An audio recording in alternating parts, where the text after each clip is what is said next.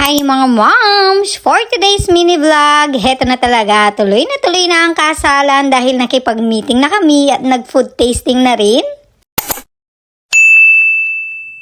Heto na nga ang update sa aming wedding plan at heto na nga ang first meeting namin with Portfolio Event Solution ng aming wedding coordinator. Nag-decide kami talagang kumuha ng wedding coordinator para hindi na kami mahirapan sa pagplan sa aming wedding. Of course, with Sir Kakay ng Portfolio at si Miss Selena na aming wedding coordinator. And kasama din namin si Mama Imelda. Thank you so much, Ma. First meeting pa nga lang, super excited na namin ni Daddy. In-explain na nga namin dyan kung ano yung gusto naming mangyari sa wedding. At fast forward, i-unbox ko muna itong ibinigay na regalo ni Daddy sa akin nung Christmas. Grabe, sobrang ganda ng bag na to from Alberto. Sobrang cute ng design at ang ganda din ng kulay. Sakto naman, heto ang gagamitin ko para sa aming second meeting sa aming wedding coordinator. Excited na kami ni Daddy sa araw na to dahil ngayon magpo-food tasting kami. Shala naman, merong pa-food tasting. Of course, with Portfolio Event Solution. At syempre, kasama namin ulit ang aking magandang mother-in-law. At this time, mamimit namin yung mga suppliers din namin. Grabe, sa mga oras na yan, kinikilig kami ni Daddy dahil na-meet namin yung favorite naming photographer at videographer. At dito, in-explain sa amin kung ano yung mangyayari sa prenup at sa wedding day. Grabe, hindi ko nga may explain yung saya ko dyan dahil nai-imagine ko na kung ano yung magiging pictures at videos namin sa kasal. Sa prenup pa lang nagagawin namin, alam na namin ni Daddy kung ano yung magiging pegs namin, kung ano yung susuotin, kung ano yung gagawin at kung saan yung location na gusto namin. Pagkatapos naman, nabit din namin ang event stylist head. Dito, in-explain lahat sa amin ni Sir kung ano yung magiging itsura ng church at ng reception. At grabe, sobrang ganda ng samples na ipinakita niya sa amin. Heto talaga yung mga gawa nila na sobrang ganda. Hindi tuloy namin alam kung ano yung pipiliin namin ni Daddy. Nuko, ang gaganda ng mga flowers at design. Pagkatapos naman, tinawag namin si Milan para tumikim nitong cake. Kasama na rin kasi yung gagawa ng cake dito. Kaya naman, pinapili sa amin at pinatikim sa amin kung ano yung gusto naming flavor sa aming cake.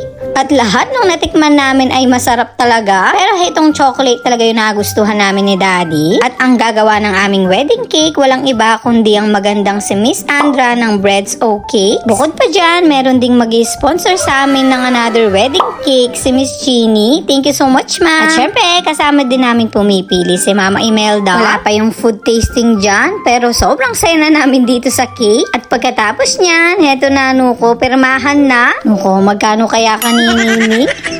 At next naman, sa kabila, dito kami magpo-food tasting sa De Florence Catering Services. Grabe, sa TV ko lang talaga nakikita itong ganitong food tasting kinemeru. Pero ngayon, may experience na namin. Dito, pipili kami ng mga pagkain na isa-serve sa mismong wedding. Grabe talaga mga moms, nung natikman namin ni Daddy, grabe, kasarap, kanyama. Hindi familiar sa amin itong mga sinerve nila, pero sobrang sarap. Grabe, pati yung mga kasama namin, sobrang nasarapan dito sa pagkain. Siyempre, kailangan natin matikman yung kakainin ng mga bisita sa araw ng kasal. Kasi sa kasal, alam kong importante din yung kakainin ng mga guests. Siyempre, mapapagod sila sa araw ng kasal. Kaya naman dapat manyaman yung kakainin nila. At heto yung masasarap na food na sinerve nila. Ang saya pala nitong pag-food tasting. Talagang kakabsi ka. At take note, meron pang pasyaro. Meron pa silang pabitbit. Grabe, sobrang nabusog kami. Sana kayo din mga mom. O siya, hanggang dyan na lang. Thank you so much for watching.